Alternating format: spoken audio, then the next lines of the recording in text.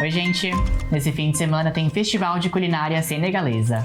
E pré-conferência municipal dos direitos LGBT+. E também a programação da Páscoa que vai acontecer na Praça Dante. Vem que a gente te mostra! Nos dias 4 e 5 de abril, Caxias recebe o primeiro Festival Teranga, evento de culinária senegalesa que celebra a independência do país.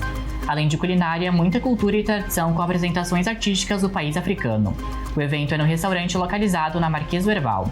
As atividades ocorrem em 3 horários: jantar na sexta-feira, das 4h30 às 10 da noite, almoço no sábado, das 11h30 às 2h30 da tarde e jantar a partir das 6h30. Os ingressos é neste QR Code.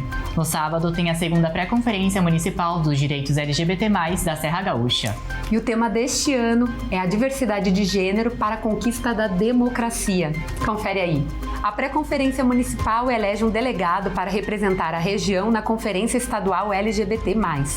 O credenciamento inicia às 9 da manhã e vai até às 4 da tarde com palestras, grupos de trabalho para a elaboração de propostas e a eleição dos delegados. Vai ser no anfiteatro da Câmara Municipal. E Luan, a Páscoa tá chegando, né?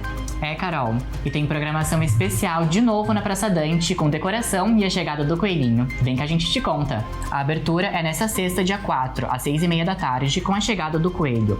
É a segunda edição do Doce Sabor dos Encontros. Além da praça decorada, o evento conta com apresentações artísticas e brincadeiras do coelho com as crianças, todos os sábados, das 10 da manhã às 2 da tarde. A programação vai até o dia 27 de abril. Gente, então esse foi o Direto da Redação de hoje, e esse foi o meu último direto como estagiário aqui da casa, infelizmente. É muito infelizmente mesmo. Vai fazer muita falta aqui no nosso dia a dia e também no Direto da Redação. Tchau, gente!